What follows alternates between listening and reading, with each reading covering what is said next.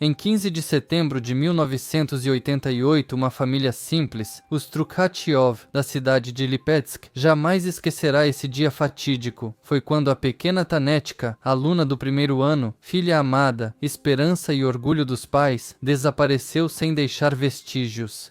Nesse dia, Alexander Trukhatchov buscou sua filha na escola como de costume, mas, ao arrumar a mesa, os pais de Tânia perceberam que o pão tinha acabado e, sem pensar duas vezes, mandaram a filha de 7 anos até a padaria, que ficava a 5 minutos de caminhada. Era perto, e não era a primeira vez que Tânia fazia tarefas tão simples. Ir até a loja sempre é agradável, especialmente quando dá para comprar guloseimas com o troco. Parecia que não havia nada de repreensível nessa atitude dos pais. Segundo o pai, a filha saiu para comprar pão por volta das 3 da tarde. Já tinham posto a mesa há muito tempo, e Taniusha ainda não tinha voltado desde que saiu. Já tinham se passado uns 40 minutos. Taneshka era obediente e não se atrasava brincando com amigas ou saía sem pedir permissão. Por isso, os pais logo se preocuparam. O pai, junto com a sogra Maria Mikhailovna, percorreu os arredores no caminho até a loja e de volta. Entraram em todos os quintais próximos, examinaram tudo cuidadosamente e perguntaram às pessoas que encontraram pelo caminho. Visitaram os apartamentos das amigas e conhecidas de Tânia, mas não acharam a menina. Alguém disse que viu a Tânia indo em direção à casa com uma sacola nas mãos, mas aí as pistas da menina se perderam. Você está no canal Strashnota hoje, um material sólido e abrangente com muitas fontes que sempre tento deixar no Telegram pelo link abaixo do vídeo Strashnota. O caso de hoje é sobre quem pode ser um simples trabalhador. E também já teve um caso no canal com um começo parecido, quando uma menina saiu para comprar pão e não voltou, mas essa já é uma história completamente diferente. Eles não têm ligação entre si. Aquele era o caso de Vladimir Kolpakov e este é de um maníaco totalmente diferente, sem relação um com o outro. Após buscarem em todos os lugares e perguntarem a todos, os pais suspeitaram que algo estava errado e ficaram ansiosos às 4 da tarde. Assustado de morte com o desaparecimento tão longo da filha, o pai correu para a delegacia. Lá, o comunicado sobre o desaparecimento da menina de 7 anos foi levado muito a sério e todas as medidas necessárias foram tomadas imediatamente. Apesar dos esforços da polícia e da ajuda de pessoas solidárias, não encontraram a menina. A notícia do desaparecimento de Tânia saiu nos jornais, nas notícias locais e em reportagens na televisão, e a cidade ficou 2 semanas sem entender para onde poderia ter desaparecido a pequena Tânia, estando a apenas alguns minutos de casa. O que poderia ter acontecido com a criança em um intervalo de tempo tão curto?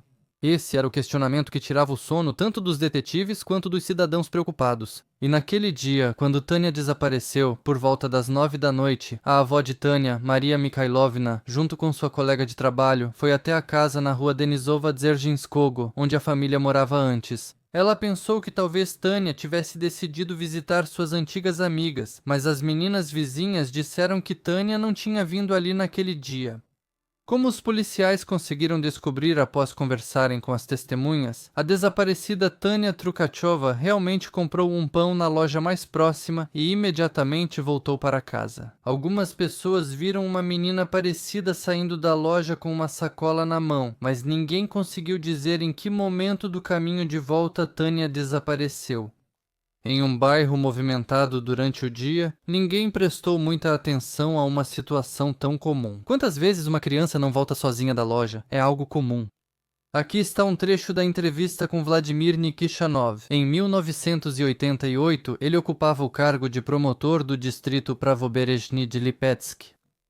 A primeira versão de trabalho da polícia era que a menina, ao voltar para casa, entrou no carro de um estranho, depois do que ela foi levada para um destino desconhecido. Os policiais verificaram o mais rápido que puderam todos os hospitais e necrotérios, vasculharam sótãos e porões, interrogaram muitas pessoas, mas a menina não estava em lugar nenhum e ninguém a tinha visto.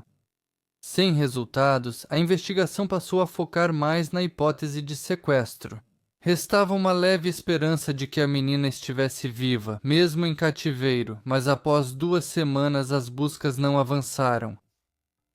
O clima ficou tenso na cidade e as pessoas passaram a temer pela segurança dos filhos. Por isso, a maioria dos pais aumentou o controle, acompanhavam os filhos até a escola e, de volta, não os deixavam ir sozinhos, nem mesmo à loja mais próxima ou passear. Agora, as crianças nos pátios e praças também estão quase sempre sob a supervisão de adultos. A preocupação aumentava a cada dia, pois todos entendiam que havia um monstro perigoso e sanguinário à solta, caçando meninas pequenas. O desconhecido assustava e gerava muitos boatos e suposições. As pessoas imaginavam o que era escondido, deixando o clima ainda mais tenso. A agitação popular quase se tornou protestos em massa contra a polícia. As pessoas exigiam que fossem tomadas medidas imediatas para capturar o criminoso, para finalmente poderem respirar aliviadas. Os policiais queriam acalmar os cidadãos, mas não tinham como dar esperança. O caso quase virou um mistério sem solução, mesmo com pressão do público e chefia. Não conseguiram agir enquanto as pistas eram recentes, nem entender o ocorrido. O caso só avançou após uma ligação para a central da estação de trem de Slipetsky, local do incidente. Um forte cheiro desagradável saiu de um armário de bagagem, causando reclamações de visitantes e funcionários da estação. Aqui está um trecho da entrevista de Nikolai Chunosov, que em 1988 ocupava o cargo de chefe da divisão de investigação criminal do distrito de Pravoberezhny do Departamento de Assuntos Internos da cidade de Lipetsk. Foi decidido abrir o armário que exalava o mau cheiro. Encontraram uma mala com cheiro fétido e nauseante.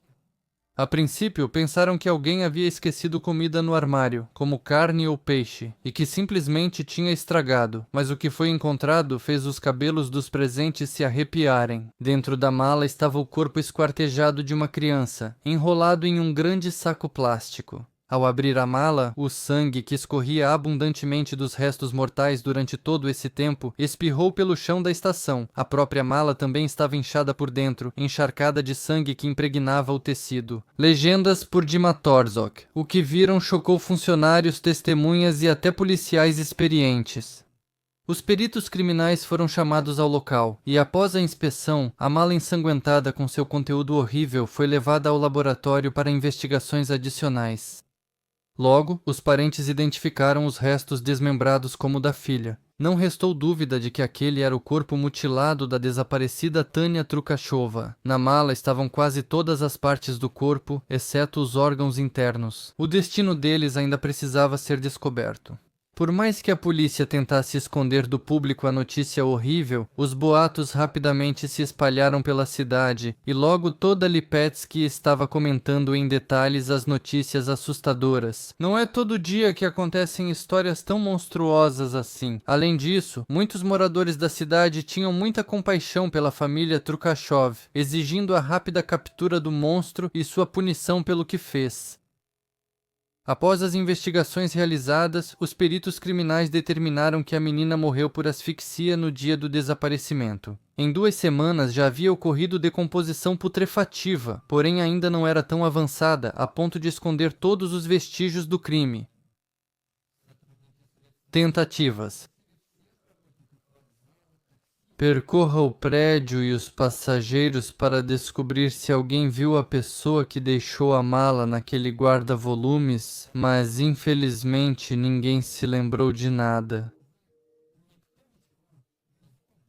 Deixar pertences pessoais no guarda-volumes da estação é algo totalmente comum para quem chega de fora. Quem é que pensaria em suspeitar de algo errado e prestar atenção especial a uma pessoa entre milhares? De uma entrevista com Sergei Valetov, em 1988, vice-chefe da Divisão de Investigação Criminal do distrito de Pravoberezhny, em Lipetsk. Naquela época não havia câmeras de vídeo, então identificar o dono da mala ou a pessoa que a deixou no guarda-volumes não era possível. Os policiais determinaram pela etiqueta que a mala encontrada havia sido comprada no Tsum local. Imediatamente começaram a investigar se algum dos vendedores se lembrava do comprador, mas essa pista também se perdeu, sem trazer nenhum resultado. Nenhum dos vendedores conseguiu descrever o comprador com precisão. Tania Trukhanova foi sepultada no cemitério de Lipetsk em caixão fechado. Os investigadores esperavam que o assassino também viesse e de alguma forma se entregasse, pois, de acordo com a hipótese criminalística predominante, o criminoso sempre retorna ao local do crime. Na época, os detetives não sabiam o local exato do crime, mas a experiência mostrava que o assassino morava perto da casa da menina desaparecida. Para pegá-lo, ao redor do local onde aconteceria a cerimônia civil de despedida, foram posicionados observadores à paisana. O problema principal ainda era o excesso de pessoas no evento. Milhares de moradores da cidade vieram se despedir da Tânia. Os detetives precisavam saber como identificar o criminoso em meio a tanta gente. Decidiram usar a tecnologia. O pátio foi filmado de vários ângulos para não deixar ninguém de fora. As pessoas continuavam chegando e, claro, eram principalmente curiosos. 8 funcionários com câmeras se esconderam em vários pontos do perímetro do cemitério municipal, e um Volga estacionado serviu como quartel-general móvel. Em 1988, essa foi a maior operação da região, com o uso de equipamentos de mídia e outros dispositivos especiais disponíveis para a polícia naquela época. Vladimir Olenik, em 1988, então sênior investigador do Departamento de Busca Criminal da Administração de Assuntos Internos do Comitê Executivo Regional de Lipetsk, conta: "Eu ainda me lembro desse caso em detalhes. É difícil esquecer algo assim. No funeral de Tânia Trukachova, um grande número de policiais à paisana foi colocado ao redor do local da cerimônia. Muito tempo depois, em 2023, Olenik lançará seu livro intitulado Veterano da Investigação Criminal, onde também descreverá esses acontecimentos antigos. Naquela época, parecia que toda Lipetsk havia se reunido para o funeral de Tânia Trukachova. Havia tanta gente que os policiais nem sabiam como analisariam o material filmado depois. Milhares de moradores da cidade foram gravados na fita antes mesmo de existir rede neural. De repente, algum dos policiais atentos percebeu uma pessoa estranha no telhado de uma das casas. Esse observador se comportava de maneira muito suspeita, claramente estava se escondendo, e de tempos em tempos, espiava e observava o cortejo fúnebre do telhado. Os policiais imediatamente subiram até esse telhado e imobilizaram o homem suspeito.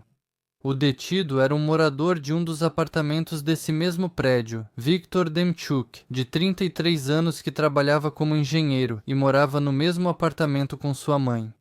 No interrogatório, ele se justificava de forma histérica e agia ainda mais suspeito, segundo Viktor Demchuk. "Eu só estava assistindo ao funeral do telhado, não fiz nada e não sou culpado de nada." Os detetives checaram o álibi de Demchuk quando Tânia sumiu. Aconteceu que naquele dia fatídico, o curioso engenheiro não estava no trabalho. No apartamento de Demchuk encontraram vários brinquedos de soldadinhos, uma ferrovia de brinquedo e jogos de tabuleiro. Os investigadores, é claro, tiveram dúvidas. Por que um homem adulto e solteiro precisaria desses brinquedos para atrair crianças? Mas aí a mãe de Demchuk interveio. A mulher contou o seguinte: "Meu menino, embora já seja grande, ainda é uma criança por dentro. Ele adora brinquedos e, na verdade, ele é inofensivo." No dia do sumiço da Tânia, Vitia estava em casa deitado sob um cobertor grosso e eu cuidava do resfriado dele com xaropes. A verificação realizada mostrou que a aposentada estava dizendo a verdade. Diante dos investigadores não estava um carrasco, mas apenas um curioso, talvez com algumas peculiaridades, mas de forma alguma envolvido no crime, por isso Demchuk foi liberado em paz. Logo aconteceu uma nova tragédia na região. Na região de Lipetsk, a menina de 7 anos, Vika Tokareva, foi de bicicleta até o bosque mais próximo para pegar folhas e pedrinhas para um jogo popular entre as crianças soviéticas chamado de lojinha. Sumiu sem deixar rastros. De uma entrevista com Klavdia Kataeva em 1988, juíza do Tribunal Regional de Lipetsk. A escola inteira procurou Vika, revistando campos, prados e a floresta. A aluna da primeira série só foi encontrada 3 dias depois. Um coletor de cogumelos a encontrou ao afastar um arbusto em busca de mais um cogumelo. O homem, em vez de encontrar um cogumelo, viu o corpo de uma menina pequena. Assustado, o coletor de cogumelos correu imediatamente para a delegacia e uma equipe de investigação foi ao local. O assassinato brutal foi imediatamente comunicado a Lipetsk. Lá, decidiram que pode haver uma ligação entre esses dois crimes. Os detetives raciocinaram assim. Ambas as vítimas eram meninas do primeiro ano. Ambas desapareceram em plena luz do dia. Como as circunstâncias dos casos são semelhantes, pode ser que haja um único criminoso. Para o Sovkhoz, onde tiraram a vida da Vika, os detetives de Lipetsk foram imediatamente, mas os investigadores do distrito chegaram antes dos colegas. Quando os detetives de Lipetsk chegaram, eles já haviam encontrado o criminoso, o padrasto da menina, que confessou o crime. Naquela época, ninguém sabia que a investigação não terminaria ali, mas ficaria ainda mais complicada. Vladimir Tokarev, que escreveu a confissão, era uma pessoa respeitada no Sovkhoz, o melhor operador de colheitadeira, sempre amou muito e mimava sua enteada Vika. Os moradores locais não acreditavam que Vladimir pudesse fazer isso. De uma entrevista com Mikhail Fleischer em 1988, chefe do escritório regional de perícia forense de Lipetsk, Tokarev confessou que foi ele quem abusou e matou sua enteada. É preciso dizer que Vika também morreu por asfixia. O experiente perito forense Fleischer sentia no fundo que dificilmente estava diante do verdadeiro criminoso. Muito provavelmente o homem estava em choque psicológico após a morte da enteada e nem entendia o que estava dizendo, segundo entrevista de Mikhail Fleischer. Conversei com ele, mas não vi consciência em seus olhos. Ele olhava fixamente para um ponto e repetia o tempo todo. Fui eu. Perguntei de novo. O que você fez? Por quê? Você criou ela desde 1 ano de idade. Vladimir não me escutava, só repetia como um disco quebrado. Fui eu. No local onde tirou a vida de Vika Tokareva, o criminoso deixou uma gota do próprio sangue. Os peritos descobriram que era do raro quarto grupo sanguíneo. Testaram o padrasto, que tinha o segundo grupo. Assim, ficou estabelecido que houve uma autoincriminação, então decidiram investigar todos os homens da vila. Investigando o caso da morte de Vika Tokareva, os detetives tomaram uma medida incomum. Sugeriram que todos os homens locais mostrassem a marca no passaporte indicando o tipo sanguíneo ou, voluntariamente, doassem sangue para determinar o grupo sanguíneo. Para isso, primeiro reuniram uma assembleia na vila para saber a opinião das pessoas sobre essa questão. Esperava-se indignação e agitação pública, mas as pessoas surpreendentemente demonstraram compreensão e votaram por unanimidade. Na Assembleia foi tomada a decisão de que todos doariam sangue. Especialistas com equipamentos vieram de Lipetsk e era necessário coletar sangue de 246 pessoas.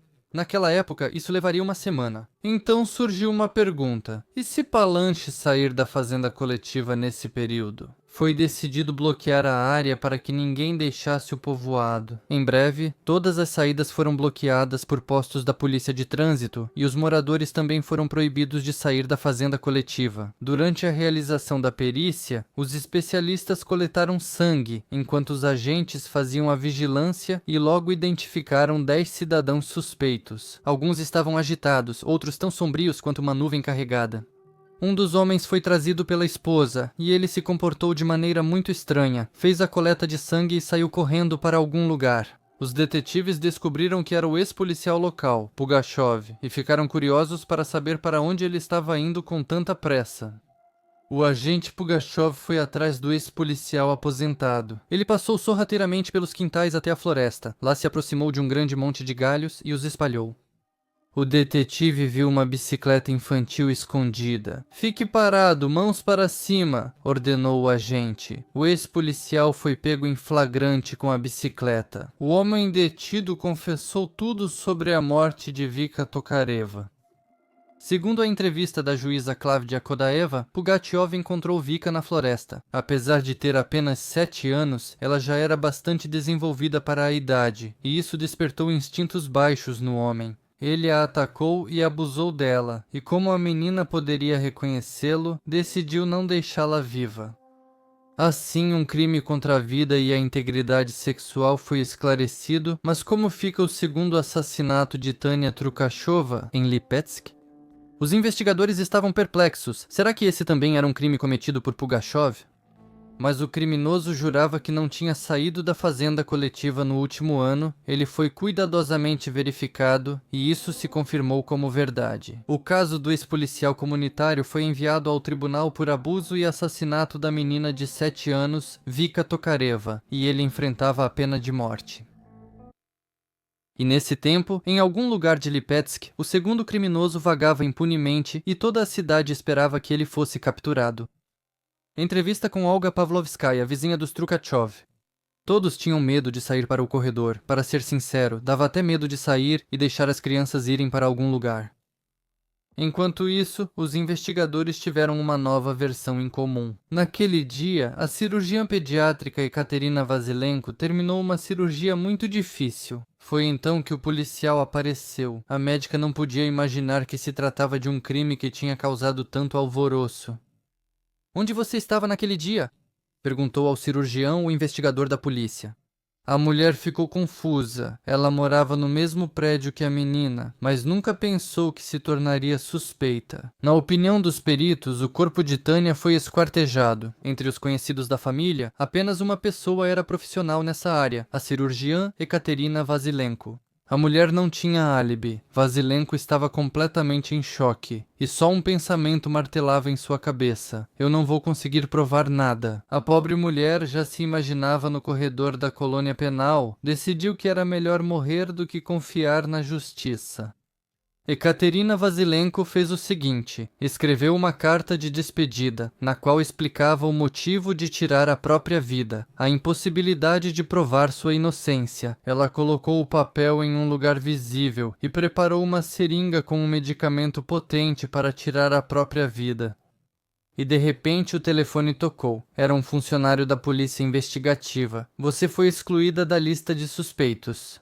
O bom nome e a honra do talentoso cirurgião foram salvos pelo perito forense do escritório regional de perícia, que deu uma conclusão definitiva. O corpo da criança foi esquartejado por um homem. Os detetives perceberam que, ao seguir a linha de investigação das mulheres, estavam simplesmente perdendo tempo, então imediatamente passaram a focar nos suspeitos do sexo masculino. Eles nem imaginavam naquela época que uma mulher ainda teria alguma ligação com essa história trágica. Isso aconteceu alguns dias antes da morte de Tânia Trukachova. Duas mulheres comuns, Helena e Marina, se conheceram na ala de patologia do departamento ginecológico do hospital regional e começaram a conversar. Cada uma sentia muita falta de seus familiares e maridos, mas ambas recebiam poucas visitas. As pacientes ficaram amigas e trocaram endereços. Elas, é claro, não faziam ideia de que o destino caprichoso as uniu, como se fosse de propósito. Acontece que os maridos dessas duas mulheres eram maníacos e iam ao hospital com menos frequência do que suas esposas gostariam, apenas porque nesse período estavam caçando meninas pequenas.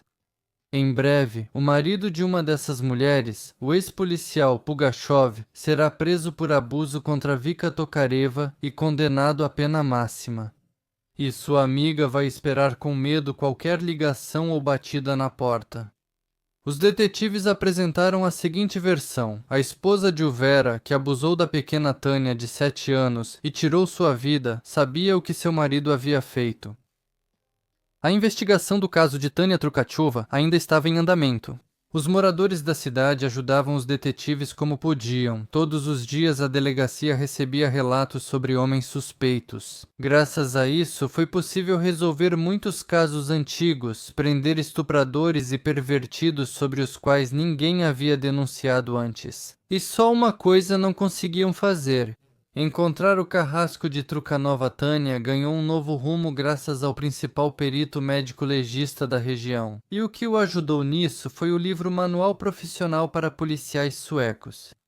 Esta edição especial tratava de diferentes maneiras de ocultar vestígios de crimes, mencionando, entre outras coisas, a seguinte circunstância: muitas vezes, aqueles que esquartejam corpos jogam os órgãos internos de suas vítimas diretamente no vaso sanitário e dão descarga.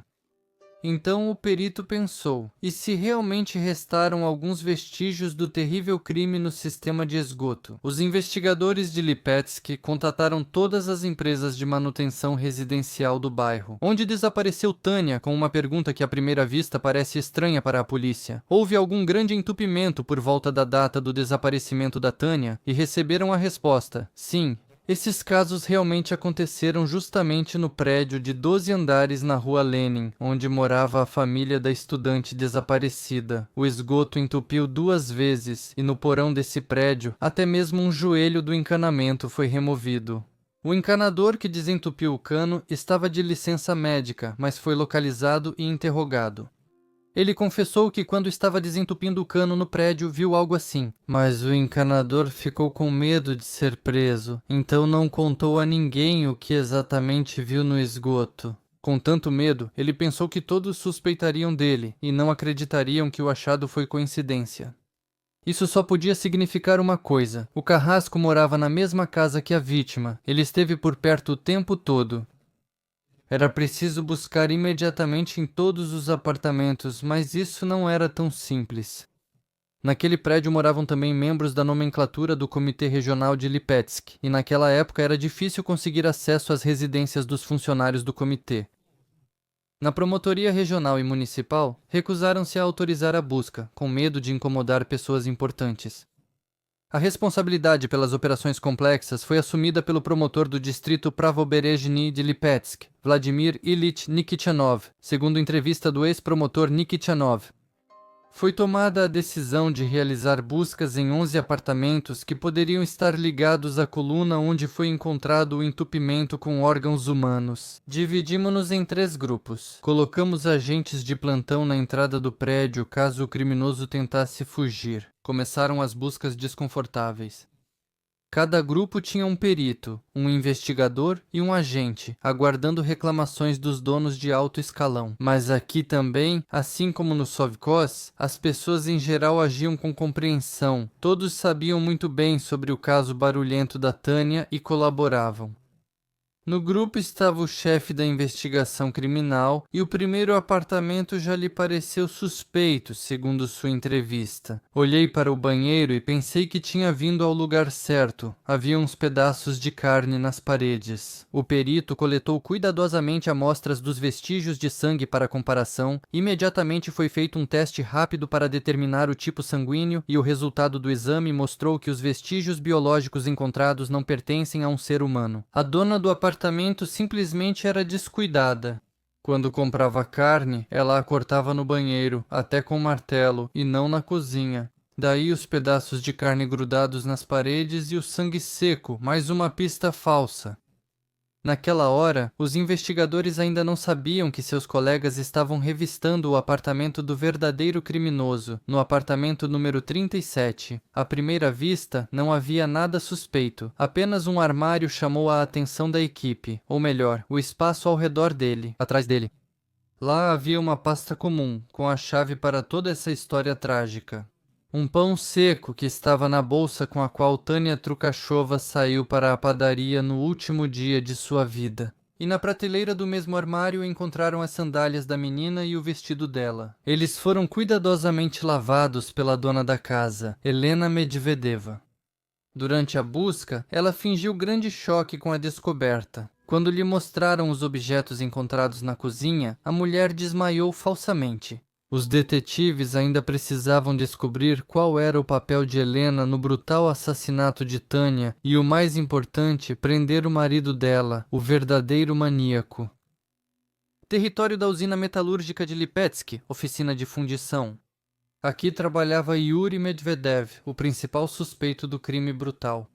Do que esse homem era capaz, ninguém sabia de antemão. Por isso, decidiram criar uma encenação com troca de roupas. Um médico se aproximaria do criminoso, mas seria o capitão da polícia disfarçado. A situação era complicada pelos chamados químicos. Esses condenados por crimes de menor gravidade trabalhavam em empresas da economia popular, e aqui havia cerca de 70 deles. Se eles de repente decidirem intervir, pode começar um verdadeiro massacre.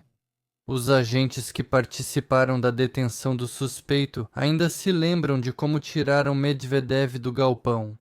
De repente, sentiu algo errado e parou. Alguns dos presos começaram a fazer barulho.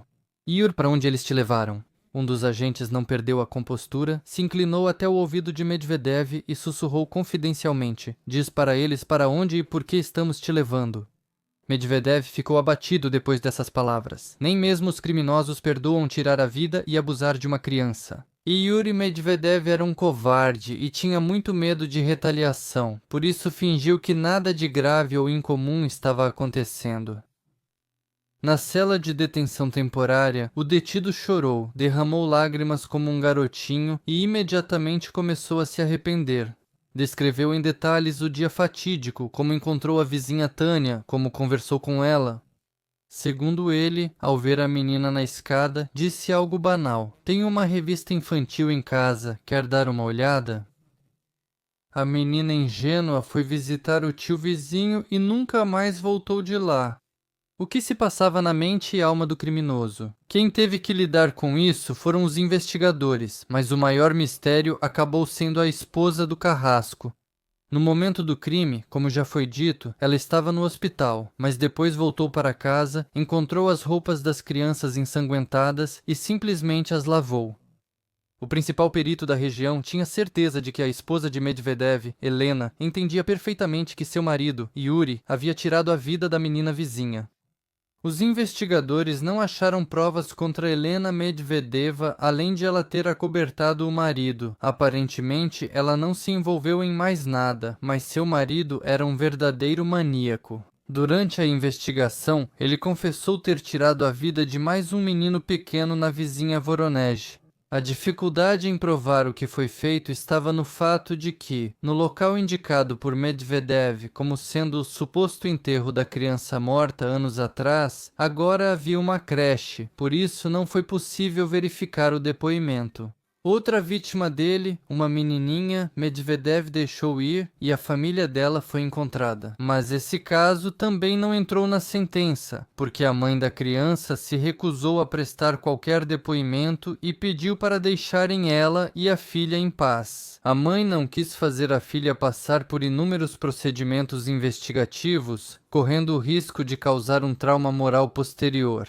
Aconteceu que não foi possível provar oficialmente a culpa de Medvedev nesses dois crimes. Continua durante a investigação. Como ele mesmo disse, por causa das preocupações, o criminoso teve uma úlcera. Foi necessária uma cirurgia de emergência. O detido teve que ser levado ao hospital e foi operado pelo melhor médico. Ele não podia agir de outra forma, cumprindo seu dever, por isso salvou Medvedev para que seu destino fosse decidido pelo tribunal. Esse pode ter sido o crime mais terrível e notório da história de Lipetsk. Quase todos, de jovens a idosos, queriam justiça com as próprias mãos, mas agiram conforme a lei. 2 meses após a cirurgia, Yuri Medvedev foi condenado e executado por fuzilamento. Editor de legendas e revisor, Akulakova.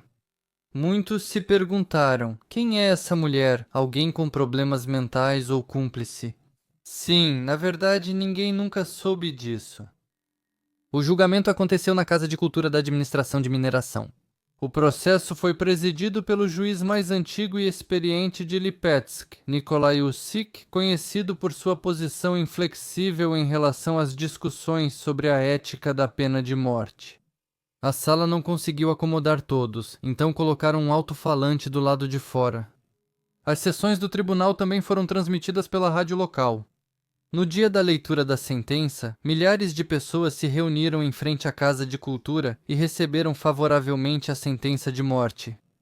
A pena máxima também foi confirmada pelo Presídium do Supremo Tribunal graças à ampla repercussão pública. Tudo ocorreu rapidamente e a sentença contra Yuri Medvedev foi cumprida. Na família da falecida Tânia Trukachova, restou ainda uma menina, Dasha, para consolar os pais enlutados. Tânia sempre quis muito ter uma irmãzinha, e quando ela nasceu, ela a adorava profundamente. Costumava deitar ao lado dela e acariciar sua nuca. Ia à loja comprar kefir para a pequena, e até aprendeu a fazer mingau especialmente para ela. Caso a mãe fosse viajar ou ficasse muito tempo fora de casa, Das memórias da mãe de Tânia, Natália Vladimirovna Trukachova, pedagoga mesmo após a tragédia. Tânia aprendeu a ler aos 4 anos, mas não gostava muito de ler. Ela preferia quando os outros liam para ela. Tânia escreveu seu primeiro poema aos 6 anos, e foi nessa época que ela também me escreveu sua primeira carta, em letras maiúsculas. Tudo era fácil para Tânia. Ela aprendeu a nadar e a patinar rapidamente. Provavelmente porque Tânia encontrava interesse em tudo o que fazia, mas o que ela mais amava era a música. Ouvia discos, tentava repetir algo no piano e até compunha suas próprias músicas. Com só 7 anos, Tânia já agia como adulta, conversava sério, dava conselhos, era responsável e compreendia os outros. Claro, toda mãe idealiza seu filho, e não há nada de errado nisso, especialmente quando acontece uma tragédia assim na família.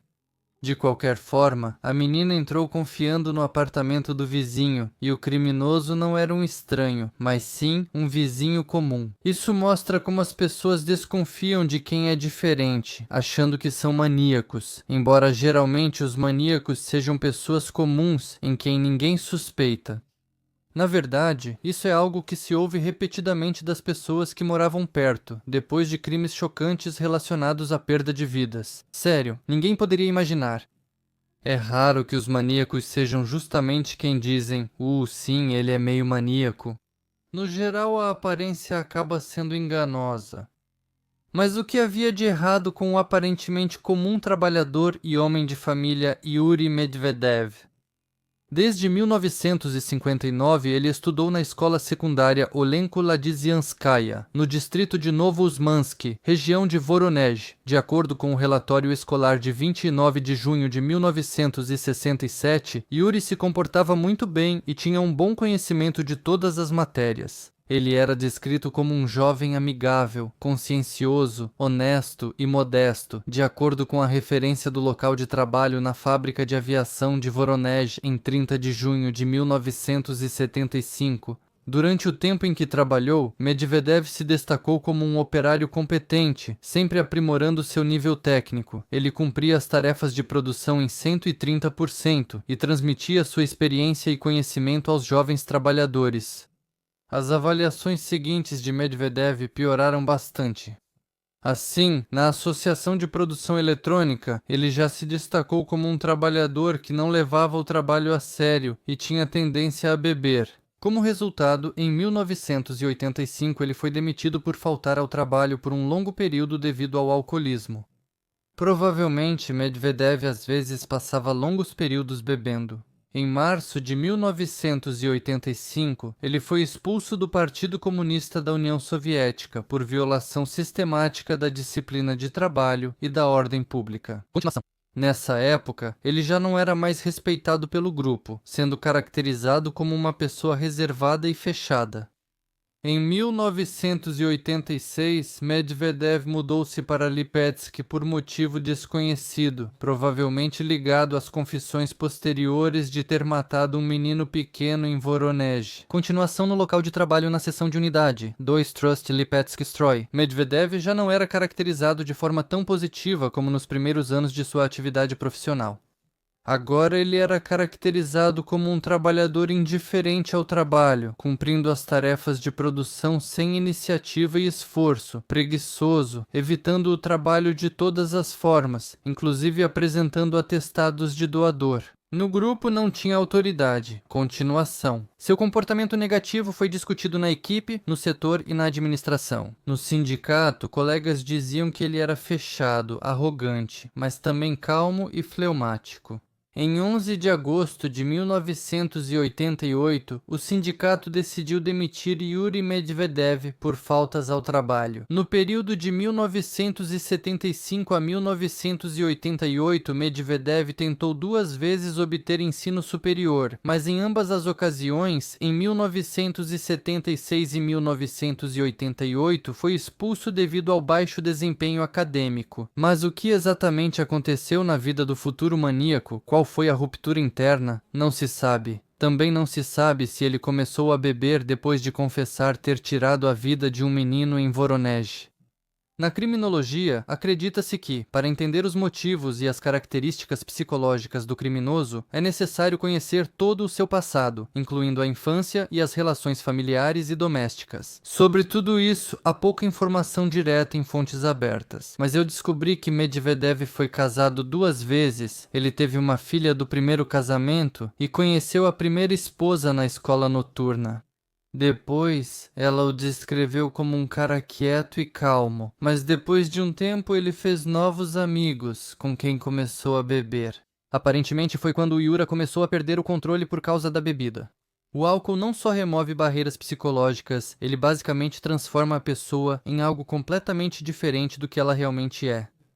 Foi assim que o Medvedev começou a fazer escândalos com a esposa quando estava bêbado, batia nela e apertava o pescoço dela até faltar ar, e nem poupava a própria filha, que ele jogava como se fosse um gatinho quando estava bêbado. Outra característica do Medvedev era o aumento do desejo sexual sob efeito do álcool. Além disso, em sua busca pelo que queria, ele era insistente e incontrolável, não aceitava recusas. Tudo isso foi experimentado por sua primeira esposa. Desde 1978, Yuri periodicamente não dormia em casa, explicando que estava indo pescar. Esse comportamento de Medvedev foi o motivo do divórcio, que aconteceu em 1981, então não dá mais para dizer que Yuri era totalmente inofensivo no dia a dia. A mãe de Medvedev o descrevia como um menino calmo, que nunca magoava o irmão ou a irmã. Ela sabia, pelas palavras da própria nora, que o filho batia na primeira esposa, mas não acreditava muito nela. Já a segunda nora nunca reclamou de agressões do filho, apenas dizia que ele bebia demais. Segundo a mãe, quando ele não bebe, seus olhos são normais, alegres, mas depois ficam meio vidrados, e ele não vê nem ouve nada. Depois de beber, ele começava a chorar e reclamar da vida. Por cerca de 2 anos, não soube que Yura era divorciado da primeira esposa, pois ele escondia. O irmão de Yuri não conseguiu lembrar nada de bom sobre ele. Entre nós, a diferença era de apenas 2 anos, mas ele não tinha contato comigo, nem dava para conversar com ele. Ele sempre ficava calado, nunca percebi que ele usasse algo proibido, embora às vezes o olhar dele fosse meio estranho. Às vezes eu tentava olhar as mãos dele, achava que ele podia estar se drogando, mas nunca notei nada disso. Mas ele podia beber por semanas seguidas. Tentei conversar com ele, mas ele ficava calado. Nunca vi ele causar confusão ou brigar quando estava bêbado. E o que a irmã dele dizia sobre Medvedev? Yura tratava bem as crianças, ele sempre brincava com meus 2 filhos. Ele amava a filha, mas após se separar da esposa, deixou de falar com ela. A única coisa é que Yura pode enganar, ele pode pegar dinheiro e não devolver. Como podemos ver, Medvedev mudou muito por volta de 1976. A esposa dele não escondia o comportamento imoral e o tratamento cruel do marido com ela e a filha. No entanto, os parentes de Yuri preferiam ignorar isso, pois muitos acham que os problemas familiares não devem ser expostos. Se Medvedev não tentava se controlar em casa sob efeito do álcool e nem mesmo poupava a própria filha, podendo facilmente levantar a mão contra ela, o que se pode esperar dele em relação aos filhos dos outros?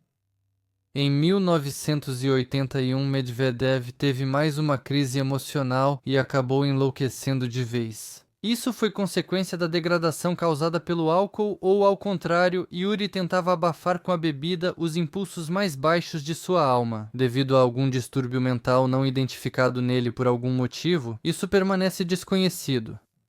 Na época, psiquiatras e psicólogos não fizeram um bom trabalho com ele, mas ainda restaram notas de jornal pelas quais agora é possível acompanhar tanto a degradação psicológica da personalidade do criminoso quanto o fatídico dia 14 de setembro de 1988 para a família Trukashov. Medvedev não foi trabalhar porque entrou em mais um período de bebedeira. No entanto, ele não era descuidado a ponto de não justificar a falta. Já no dia seguinte, ou seja, exatamente em 15 de setembro de 1988, ele foi doar sangue para conseguir um atestado de doador e, consequentemente, os dias de folga correspondentes. Logo após doar sangue, Yuri visitou um bar local na rua Titova, onde bebeu vodka e cerveja, ficando bastante embriagado. Nesse estado, Medvedev voltava para casa quando encontrou por acaso no corredor a vizinha, Tania Trukashova, de 7 anos. Eles subiram juntos até o andar no mesmo elevador. Foi exatamente nesse momento que Yuri teve um plano espontâneo de atrair a criança para seu apartamento no elevador. Então ele convidou a menina para visitá-lo, prometendo mostrar uma revista interessante. Vale a pena notar esse detalhe importante. Acontece que Medvedev estava perfeitamente ciente dos interesses da Tânia e ofereceu a ela exatamente o que poderia agradá-la. Os pais da Tânia, provavelmente, como muitos outros pais, compartilhavam as conquistas e interesses de seus filhos em conversas comuns. Tânia gostava de ler e o vizinho sabia disso muito bem. A menina entrou calmamente no apartamento número 37, onde moravam os Medvedeva, mas, ao fechar a porta, sentiu algo errado e começou a chorar. A menina, assustada, pediu ao tio Yura, vizinho, para ir para casa.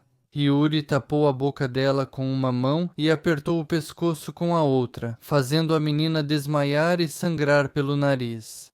O criminoso jogou a vítima no sofá, onde abusou dela enquanto a menina estava inconsciente. Após o ato, ele pôs um laço improvisado no pescoço dela. Em seguida, Medvedev encheu a banheira e mergulhou a cabeça da menina ali para se certificar de que ela realmente estava morta, caso ainda estivesse viva. Na manhã do dia seguinte, 16 de agosto, Medvedev visitou sua esposa, que, segundo algumas informações, estava internada para observação no departamento de ginecologia do hospital local. Ele levou para ela uma cesta com uvas, maçãs e mais alguma coisa, e ao mesmo tempo ficou sabendo que ela não receberia alta tão cedo. O criminoso, obviamente, estava plenamente consciente de suas ações e na manhã seguinte ao que havia feito, estava calmo e o mais frio possível. No dia 20 de setembro, Yuri decidiu que era hora de se livrar do corpo. Para isso, ele trouxe da loja uma grande mala comprada para esse fim, mas houve um contratempo. O corpo da menina não cabia inteiro nela. Então, Medvedev teve uma boa ideia, dividir o corpo, e foi isso que ele fez, no seu banheiro. O criminoso jogou as vísceras da criança no vaso sanitário, o que depois causou o entupimento do encanamento. Um pedaço do intestino de Tânia, que não foi totalmente removido durante a limpeza do encanamento pelo encanador, foi posteriormente encontrado pelos investigadores. Medvedev trouxe o corpo esquartejado em uma mala para a estação ferroviária de Lipetsk, que estava equipada com armários automáticos de armazenamento. Apesar da opinião comum de que é necessário apresentar o passaporte para guardar itens no armário da estação, isso não era exigido por lei. Bastava trancar os pertences no armário e receber uma ficha especial, que era devolvida na retirada, mas Medvedev não pretendia pegar de volta sua bagagem macabra. Em um desses armários, Yuri deixou Tânia, e as roupas da menina ele colocou na própria bolsa dela junto com o pão que havia comprado, e colocou tudo isso em sua pasta, que por algum motivo deixou em casa. Depois disso, Medvedev voltou a beber pesado e não foi trabalhar até o dia 3 de outubro de 1988. Durante todo esse tempo, ele pegava dinheiro emprestado com conhecidos para beber. No total, ele gastou 100 rublos nesse período, o que não era pouco dinheiro naquela época. E quando voltou do hospital, disse para a esposa que estava trabalhando. Em 11 de outubro, Medvedev foi detido na fábrica e imediatamente colocado sob custódia. Externamente, ele parecia abatido e lamentável, e já no primeiro interrogatório não tentou negar e confessou o que havia feito. Aparentemente, o criminoso entendia que já não fazia sentido se esconder. As provas reunidas pela polícia eram convincentes demais. As roupas e os sapatos da menina, o pão que ela comprou na bolsa dada pelos pais, a faca com a qual o corpo foi cortado, o laço feito de atadura, o fragmento do intestino infantil retirado do cano de esgoto, ao qual o apartamento dos Medvedev também estava ligado, as impressões digitais de Yuri no campo, Telene com os restos mortais de Tânia e outras provas irrefutáveis. O acusado também contou em detalhes minuciosos como cometeu o crime e se livrou do corpo, esperando assim obter uma sentença mais branda. Ele participou ativamente de todas as atividades investigativas, incluindo a reconstituição dos fatos e experimentos no local do crime. Ele passou por uma avaliação psiquiátrica e foi considerado mentalmente capaz. Como o crime anterior e o comportamento subsequente indicavam que Medvedev tinha plena consciência de suas ações, ele deveria, portanto, ser responsabilizado por elas com todo o rigor da lei. Mas, diretamente no tribunal, Medvedev mudou de comportamento. Não restava nenhum traço de sua antiga confusão e miséria. Agora, Yuri se comportava de maneira descontraída, confiante e até desafiadora. No tribunal, ele de repente declarou sua inocência. Para todos os presentes, isso foi um verdadeiro choque. Medvedev contou uma nova história, aparentemente inventada por ele durante o tempo em prisão preventiva. Yuri informou que ele supostamente permitiu que 2 novos conhecidos de Tambov morassem em seu apartamento e que seriam eles os verdadeiros maníacos. Segundo Medvedev, os inquilinos temporários não só cometeram esse crime em sua ausência, mas também roubaram o dono do apartamento, levando os 200 rublos que Yuri guardava para uma emergência. Depois disso, não se sabe para onde eles fugiram. E como os conhecidos eram casuais, é claro que Medvedev não fazia ideia dos nomes completos deles nem dos endereços exatos. No entanto, o réu não conseguiu explicar de forma convincente ao tribunal por que, durante todo o meio-ano de investigação preliminar, ele nunca sequer mencionou essa versão e só agora decidiu contá-la, somente no banco dos réus. Também não havia, é claro, nenhuma prova real que confirmasse suas palavras.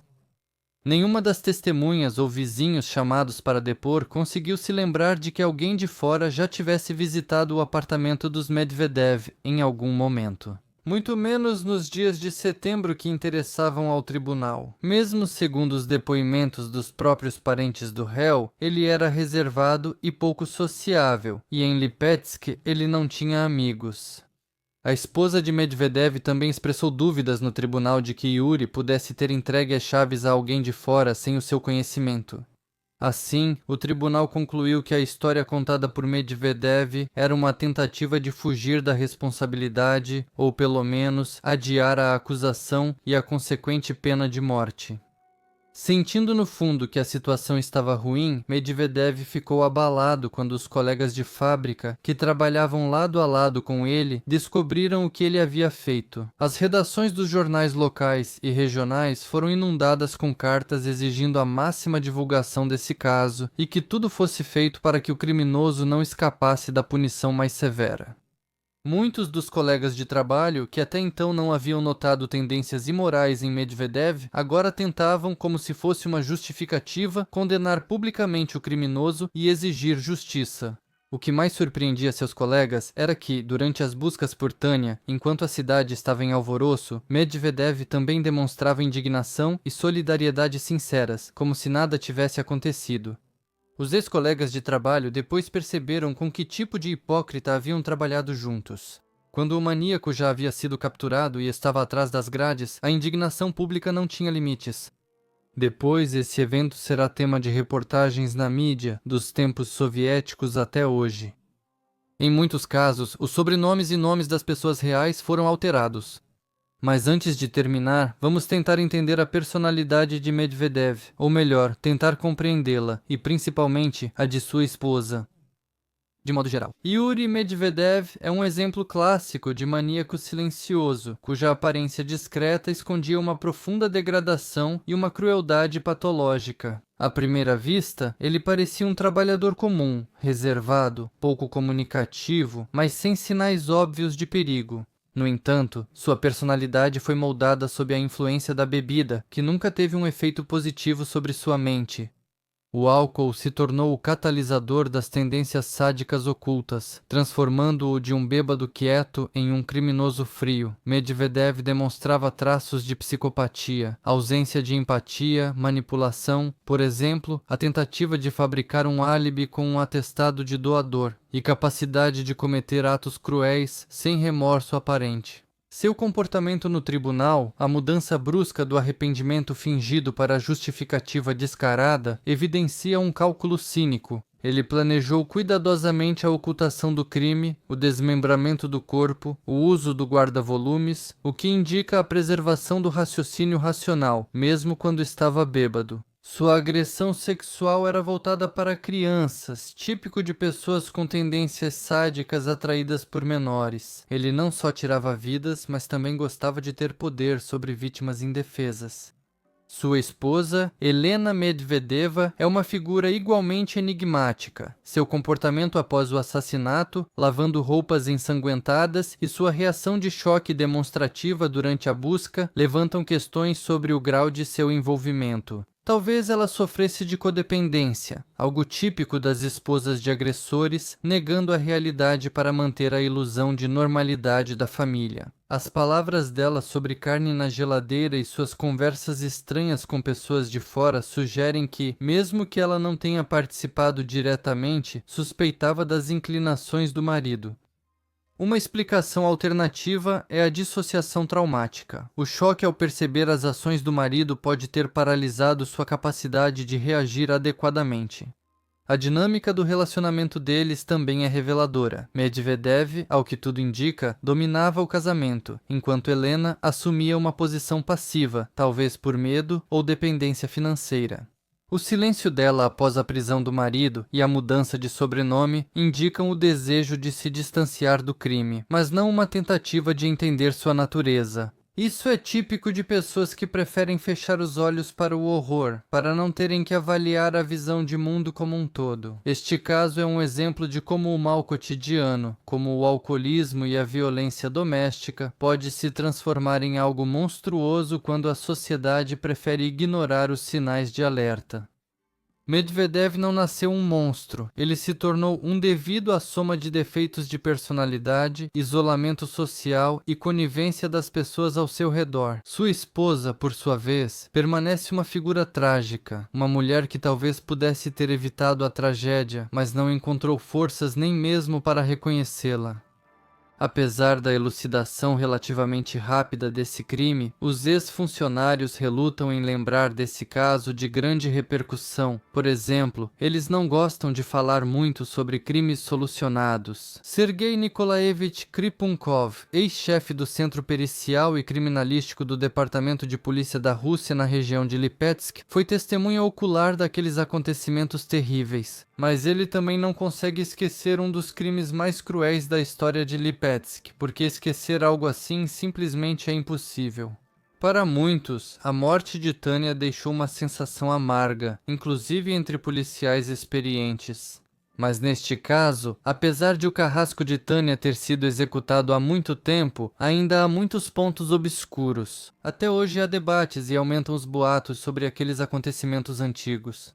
Se você ler atentamente os fóruns e chats, pode encontrar relatos de testemunhas e de moradores comuns de Lipetsk que se lembram desse caso, como se diz, ao vivo.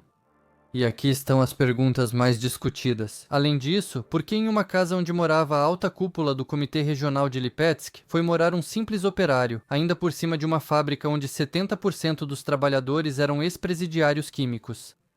Existem versões diferentes. Por exemplo, os parentes da segunda esposa de Medvedev eram de funcionários do partido. Ela mesma trabalhou como secretária no comitê regional e assim conseguiu o apartamento, além de ter sido amante de um dos chefes do comitê regional. Mas a verdade, como sempre, está por aí. Ainda não se sabe por que procuraram Tânia em todos os lugares, exceto em sua própria casa, embora haja informações de que a avó viu da varanda a Tânia voltando da loja e entrando no prédio. E o mais estranho de tudo é como Helena Medvedeva, que segundo várias informações, ou estava de repouso por gravidez, ou até já tinha dado à luz nesse período, reagiu ao encontrar roupas ensanguentadas de uma criança em seu apartamento. Aqui também os boatos variam. Alguns dizem que ela realmente deu à luz, mas imediatamente foi com o recém-nascido para a casa dos pais. O próprio maníaco lavou as roupas. Ou o próprio filho dela morreu durante o parto, ou logo depois, devido ao estresse terrível da mãe, que já suspeitava das atrocidades do marido. Também dizem nas redes sociais que ela estava internada para preservar a gravidez em um estágio inicial, e ao descobrir o que o marido tinha feito, fez um aborto. Uma mulher com o apelido de Elvira Popova comentou no VK no canal Lipetsk Life que pouco tempo depois do caso polêmico da Tânia, ela procurava trocar de apartamento. Estando grávida, ela foi com parentes justamente àquela casa e àquele apartamento onde morava Yuri Medvedev.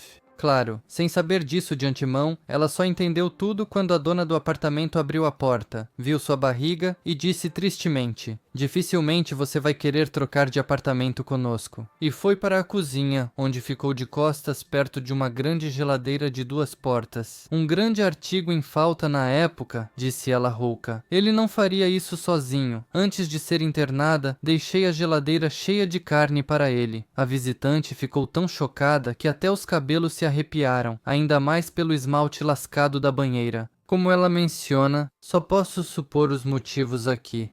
Depois, a esposa de Medvedev trocou de sobrenome e outros usuários dizem que em Voronezh ele fez 3 anos de medicina. E é justamente isso que supostamente explica a precisão cirúrgica com que o corpo de Tânia foi dissecado. Mas se isso é verdade ou não, não se sabe ao certo.